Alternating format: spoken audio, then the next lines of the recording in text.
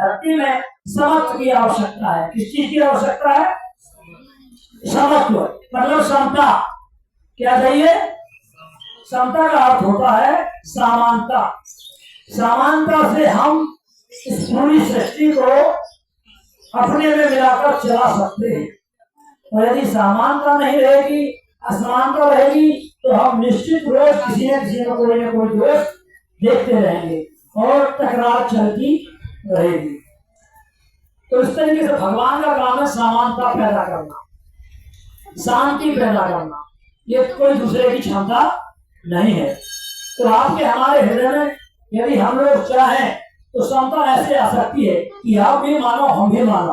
आपका धर्म मानवता, हमारा धर्म मानवता।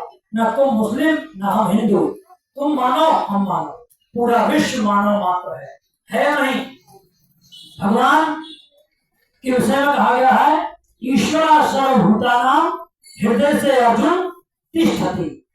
हे अर्जुन, ईश्वर सभी भूत प्राणियों के हृदय में निवास करता है और ईश्वर अंश जीव विनाशी। हम सभी उसी ईश्वर की संतान हैं। इस बात को हर कोई कहता है, हर कोई जानता है, हर कोई मानता है। चाहे ईसाई हो, चाहे मुस्लिम हो, चाहे सिख हो, सब जानते हैं कि हम सब परमेश्वर की ही संतान हैं। तो जब हम सब परमेश्वर की ही संतान हैं तो हम क्या हुए? आपस में भाई भाई हुए।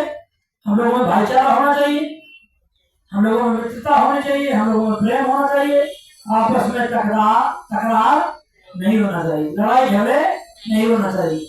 लेकिन आप सोचे या हम सोचे ये रुक जाए, ऐसा होता नहीं है, क्योंकि 5 उंगलियां बराबर नहीं होती।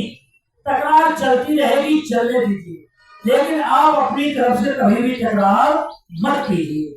आप अपनी तरफ से हमेशा बैलेंस बनाने की कोशिश कीजिए। भगवान विष्णु का यही कार्य है। अब आते हैं भगवान शंकर। भगवान शंकर का क्या कार्य है? मृत्यु के देवता है। किसके देवता है? संहार करता है। संसार में जितने भी अवशिष्ट पदार्थ हैं जिनका उपयोग हम लोग कर नहीं पाते सहज में, उनको कोई ग्रहण करने की क्षमता रखता है तो वो है महादेव। भगवान शिव को महादेव क्यों कहा गया है? इसलिए कि सब लोग को बढ़िया बढ़िया वाला छान के भोगते हैं, लेकिन भगवान शिव इस पूरी दुनिया के दुख तकलीफ बुराइयों को अपने धारण कर लेते हैं। जब समुद्र मंथन हुआ तो अच्छी अच्छी चीजें राक्षस लोग लेकर भाग गए, देवता लोग लेकर भाग गए। भगवान विष्णु को भी मिला कुछ, ब्रह्मा जी को भी कुछ मिला, लेकिन भगवान शिव को कुछ नहीं मिला, क्योंकि भगवान शिव को तो राम नाम के सिवाय किसी चीज से कोई लेना देना ही नहीं था, क्योंकि भगवान शिव संत है। क्या है?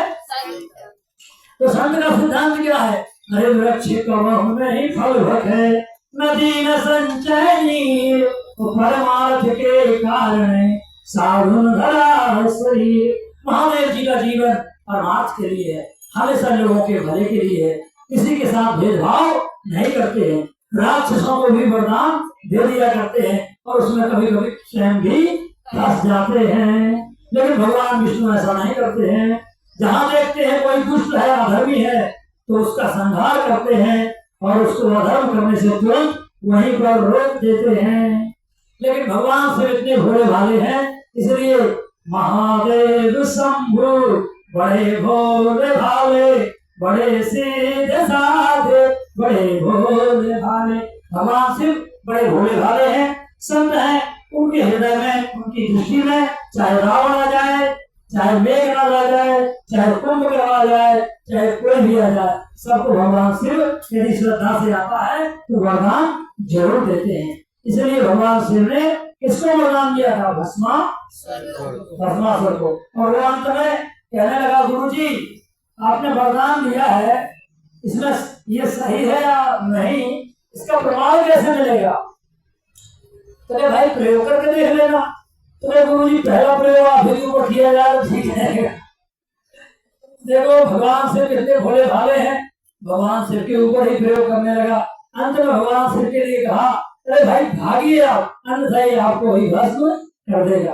क्योंकि जो वरदान देता है वो अपने वरदान को मिटाना नहीं चाहता, जो वचन देता है वो अपने वजन को बजाना